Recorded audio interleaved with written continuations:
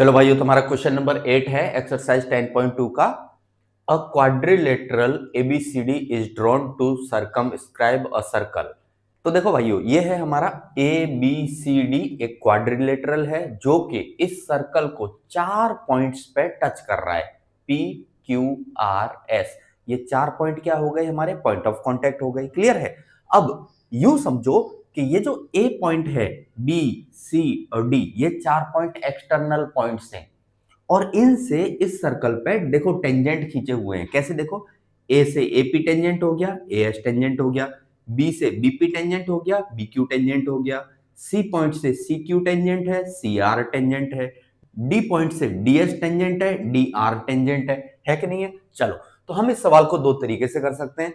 या तो इसे ले लो पहले और इसे लेके ये साबित करो, या तो इसे ले लो, इससे फिर ये साबित करो। देखो, मैं कर देता हूं, पहले हम ये उठा लेते हैं। चलो भाई, तो A B plus C D हमने ले लिया। अब देखो ए बी क्या है, ये रहा A B. A P plus P B है, तो ए बी की जगह लिखूंगा A P plus P B plus C D क्या है हमारा? देखो, सी डी नजर आ रहा है आपको, सी आर है प्लस आर डी है, C R plus R D है कि नहीं है? बिल्कुल। अब आप गौर करो, जितना एपी है, सोचो जितना एपी है उतना एएस है कि नहीं है? बिल्कुल, क्योंकि अगर ए पॉइंट को, इस पॉइंट को हम एक्सटर्नल पॉइंट मान लें और एपी और एएस दोनों टेंजेंट हैं, तो दोनों टेंजेंट्स की लेंथ कैसी होगी? इक्वल होगी, बाई थ्योरम 10.2। करेक्ट है? तो एपी बराबर एएस। तो जहां पे एपी लिखा है, क्या वहां पे मैं एएस लिख सकता हूं? बिल्कुल लिख सकता हूं। पीबी देखो, कहां है पीबी? ये रहा भाई पीबी। अब बी पॉइंट को एक्सटर्नल पॉइंट माना है हमने, तो जितना बीपी होगा उतना बीक्यू होगा कि नहीं होगा? बिल्कुल होगा, बाई थ्योरम 10.2। तो पीबी को हटा के बीक्यू लिख सकता हूं? लिख सकता हूं भाई, बीक्यू प्लस सी आर।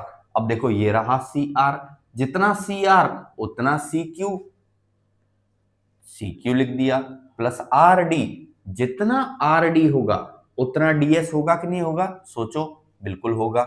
अच्छा भाई, चलो अब देखो, ए एस, यहां पे ए एस दिखाई दे रहा है, प्लस यहां डीएस दिखाई दे रहा है। देखो, इसको उठाओ और इसको उठाओ, ए एस प्लस डीएस। देखो भाई, ये रहा ए एस, ये रहा डीएस, तो ए एस प्लस डीएस करोगे तो वो किसके बराबर है? एडी के बराबर।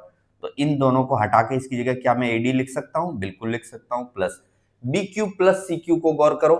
देखो भाई, बी क्यू और ये रहा सी क्यू, तो B Q plus C Q करेंगे तो क्या आ जाएगा? बीसी आ जाएगा। लो, आ गया एडी प्लस बीसी, ये रहा एडी प्लस बीसी। एक बच्चा ऐसे कर सकता है, दूसरा बच्चा बोलेगा नहीं सर, मैं तो इधर से चालू नहीं करूंगा, मैं तो इधर से चालू करूंगा। चलो भाई, कोई दिक्कत नहीं है, चालू कर ले, एडी प्लस बीसी। अब एडी कहां है? ढूंढो, एडी कहां है? ये रहा एडी। किस किस का सम है? A S plus S D का, A S plus S D का, प्लस बीसी कहां है भाई? ये रहा बीसी। किस किस का सम है? B Q plus Q C का, P Q plus Q C का सम है। करेक्ट है कि नहीं है? अच्छा, अब वापस देखो, ए एस कहां पे नजर आ रहा है आपको? ये रहा। अरे भाई, जितना ए एस है उतना ही तो एपी है बाई थ्योरम 10.2। तो ए एस किसके बराबर है? एपी के। प्लस एस डी कहां है भाई? ये रहा एस डी, जितना एस डी होगा उतना ही तो डी आर होगा। होगा बिल्कुल। बी क्यू कहां है भाई? ये रहा बी क्यू, भाई जितना बी क्यू उतना ही तो बीपी होगा। बीपी प्लस क्यूसी कहां है भाई? क्यूसी, ये रहा क्यूसी, जितना क्यूसी है उतना ही तो आरसी होगा। करेक्ट है? अब देखो, एपी, एपी ये उठाओ, एपी प्लस बीपी। देखो भाई, एपी प्लस बीपी किसके बराबर है? एबी के। तो इन दोनों को हटा के इसकी जगह क्या लिख सकता हूं? एबी प्लस, अब इसे सोचो, D R plus R C कहां है भाई? डी आर, ये रहा डी आर, आर सी कहां है? ये रहा। तो D R plus R C करेंगे तो वो किसके बराबर है? सी डी के बराबर है। लो भाई, साबित हो गया।